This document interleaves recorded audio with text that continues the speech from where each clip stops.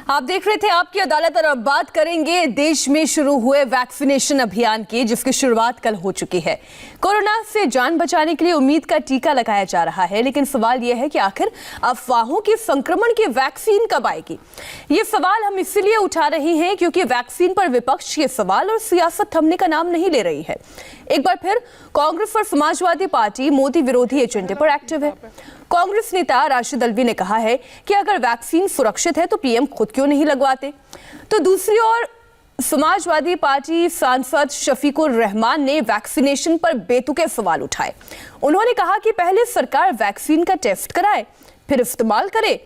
शायद शफीकुर रहमान ये भूल गए हैं कि जांचने और परखने के बाद ही वैक्सीनेशन की प्रक्रिया शुरू हुई है। दूसरी ओर महाराष्ट्र में भी वैक्सीन पर सियासी बवंडर शुरू हुआ। 2 दिन वैक्सीनेशन को लेकर महा कंफ्यूजन के हालात हैं।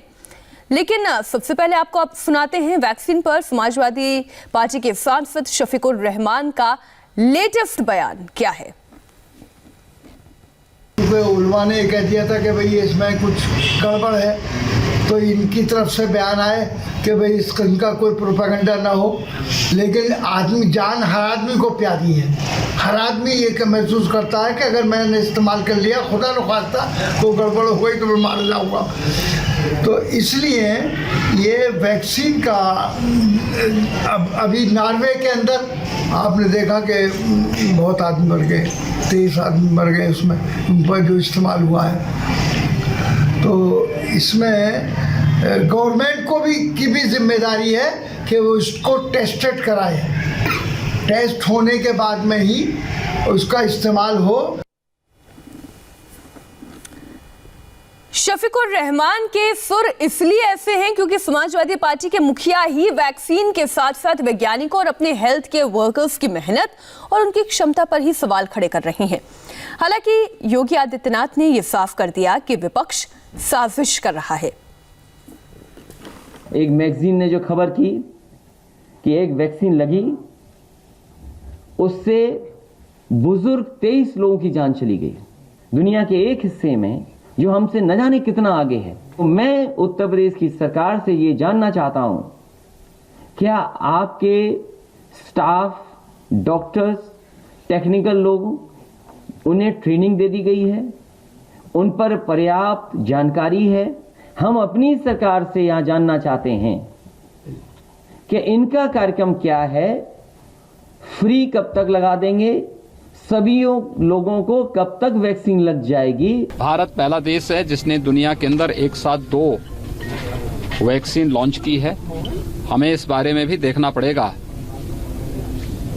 कि जब देश कोरोना के खिलाफ इस जंग को अंतिम विजय की ओर लेके जा रहा है, कुछ निहित स्वार्थी तत्व जो अफवाह फैलाने का कार्य कर रहे हैं, उन सब से सतर्क रहने की आवश्यकता है। समाजवादी पार्टी के साथ साथ कांग्रेस भी वैक्सीन पर राजनीति करने में बहुत आगे है। कांग्रेस की मांग है कि पहले प्रधानमंत्री वैक्सीन लगवाकर जनता के बीच फैले हुए कंफ्यूजन को दूर करे, लेकिन बीजेपी ने भी उन्हें करारा जवाब दिया है। जो इंडिया में बनी हुई वैक्सीन है उस पे बहुत सारे डॉक्टर्स, एक्सपर्ट्स ये सवाल उठा रहे हैं कि अगर 3rd फेज मुकम्मल नहीं हुआ तो वो वैक्सीन क्यों लगाई जा रही है। लेकिन अगर वो वैक्सीन सेफ है तो मैं बार बार कह रहा हूँ कि देश के प्रधानमंत्री को शुरुआत करनी चाहिए, उन्हें वैक्सीन लगवानी चाहिए। इससे देश के लोगों का भरोसा बढ़ेगा और जो कंट्रोवर्सी है वो ख़त्म हो जाएगी। अफसोस की बात है कि कुछ पिटे हुए पॉलिटिकल प्लेयर आज भी जो है वो कोप भवन में घुसे हुए हैं, और इस पिटे हुए पॉलिटिकल प्लेयर जो कोप भवन वाले हैं, इनके कोसने की मंडली जो है वो फिर से सक्रिय हो गई है। ये लोग कोसते कोसते कोसी नदी पहुंच गए हैं और जनता इनको अभी और कोसी नदी के अगर किनारे पे है, तो अगर इसी तरह से ये अपने कोसने के काम जारी रखेंगे तो पता नहीं कहां पहुंच जाएंगे। हालांकि वैक्सीन पर कांग्रेस कंफ्यूजन में है क्योंकि एक और कांग्रेस नेता वैक्सीन की सेफ्टी को लेकर तरह तरह के आरोप लगा रहे हैं, तो वहीं दूसरी तरफ कांग्रेस शासित राज्यों के मंत्री वैक्सीन की सुरक्षा को लेकर पूरी तरह आश्वस्त हैं। सवाल यह है कि आखिर कांग्रेस के अंदर ही वैक्सीन को लेकर 2 राय क्यों हैं। जो मुल्क के मुखिया हैं, अमेरिका में जो बाइडेन हैं, इंग्लैंड में बोरिस जॉनसन जो प्रधानमंत्री हैं, उन सब ने सबसे पहले टीका लगवाया कि देश को एक संदेश देने के लिए कि ये टीका सुरक्षित है और ये आपकी हिफाजत करेगा। बुनियादी सवाल ये उत्पन्न होता है कि अगर ये टीका इतना ही सुरक्षित है, इतना ही कामदेह है, तो अभी तक किसी इस सरकार का कोई जिम्मेदार मंत्री सामने क्यों नहीं आया कि सबसे पहले मुझे टीका लगाओ, जिससे कि लोगों में संदेश जाए कि ये टीका बिल्कुल पूरी तरह से सुरक्षित है। बिल्कुल अफवाहों से बचना चाहिए, क्योंकि भ्रांतियां तो फैलाना बहुत आसान है, लेकिन जिन लोगों को वैक्सीन लगा है उन लोगों के अनुभव मैं शेयर कर रहा हूं। किसी तरह की कोई घबराहट नहीं होनी चाहिए। आप बिना किसी डर के वैक्सीन लगवाइए, इसके कोई साइड इफ़ेक्ट नहीं होंगे।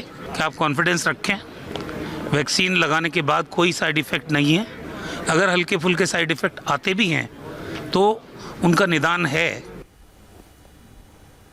विपक्ष की इस राजनीति को लेकर न सिर्फ लोगों में गुस्सा है, बल्कि सरकार भी नाराज है। प्रधानमंत्री मोदी के साथ उनके सभी मंत्री वैक्सीन को लेकर फ्रंट पर आ गए हैं और टीके पर साजिश करने वालों को बेनकाब कर रहे हैं।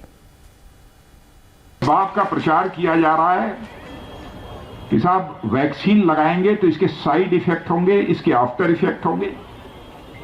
लेकिन मैं आपको यकीन दिलाना चाहता हूं, अपने वैज्ञानिकों की तरफ से आपको यकीन दिलाना चाहता हूं, इसका न तो कोई साइड इफेक्ट है, न तो इसका कोई आफ्टर इफेक्ट है।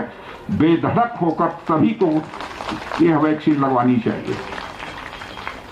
लेकिन जानबूझकर कुछ लोगों के द्वारा यह गलतफहमी पैदा की जा रही है। दुष्प्रचार, अफवाहों का या गलत फहमियाँ जो पैदा की जाने की कोशिश हो रही है, उसका किसी भी कीमत पर शिकार ना हो।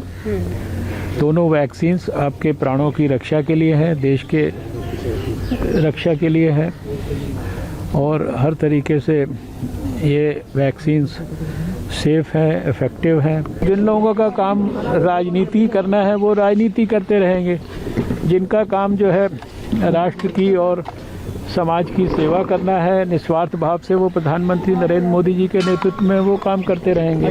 मैं मानता हूं कि टीका लगाने का सबसे पहला अधिकार उन लोगों का है जिन्होंने कोरोना के खिलाफ जंग में फ्रंट लाइन वॉरियर करके अपनी सेवाएं दी है और इसको उपलब्धि को दर्ज कराने में बड़ा योगदान दिया है। मगर कुछ लोग इसको भी फुजकी से अलग अलग गलत फहमियां फैलाने का प्रयास है। विपक्ष के आरोपों को लेकर हैरान होना लाजमी है, क्योंकि वो वैज्ञानिकों पर सीधे सीधे सवाल उठा रहे हैं। उससे भी ज्यादा हैरानी इस बात की है कि बड़े बड़े डॉक्टर्स खुद वैक्सीन लगवा चुके हैं, लगातार कह रहे हैं कि वैक्सीन सुरक्षित है। तो सवाल यह है कि विपक्ष को आखिर अब चाहिए क्या, कौन सा प्रूफ चाहिए? मैं यही कहूँगा कि अपने रिसर्चर्स पे, अपने साइंटिस्ट पे आप विश्वास रखें, रेगुलेटर्स पे विश्वास रखें, अफवाहों पे ना जाएं और ये समझें कि जितनी ज़्यादा हमें वैक्सीन की डोजेस मिलें वो हमारे लिए ही यूज़फुल रहेंगी, क्योंकि हमें इतने ज़्यादा लोगों को वैक्सीनेट करना है। कई देशों की पॉपुलेशन को मिला के भी इतने लोग नहीं बनते। अगर हमें चूज़ी होंगे तो हम ये काम नहीं कर पाएंगे, उससे लोगों की जान भी जाएगी, चेन ऑफ ट्रांसमिशन भी नहीं टूटेगा और पैंडेमिक को कंट्रोल करने में ज़्यादा टाइम लगेगा।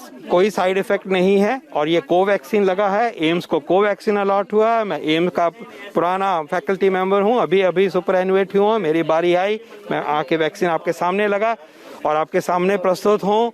सेफ वैक्सीन है। जो वैक्सीन आपको अलॉट होता है उसको लीजिए और सबको इनकरेज करिए इस लेने के लिए। आपको कोई भ्रांति नहीं होनी चाहिए, कॉन्फिडेंस रखिए। देखिए, ये वैक्सीन जो है, कोई सरकार, कोई रिसर्च लेबोरेटरी अपने लेबोरेटरी से ही नहीं रिसर्च लिबरेट करेगी इसको, जब तक कि इसका एफिकेसी और सेफ्टी दोनों स्टैब्लिश नहीं हो जाए। लेबोरेटरी नहीं अपने पास से निकालेगी। फिर इसके बाद ये मैन्युफैक्चर हुआ है, वेल एस्टैब्लिश विधि से हुआ है, क्लिनिकल ट्रायल हुआ है, नेचुरली सब कुछ जब ऑर्डर में है तभी आया है हमारे पास लगवाने के लिए। अब एक सिंपल सवाल मैं आपसे पूछता हूं कि अगर ये वैक्सीन कारगर नहीं होता तो सरकार कह लीजिए, संस्था कह लीजिए, मुझे क्यों बोलती कि आप डॉक्टर राणा ये वैक्सीन लगाओ?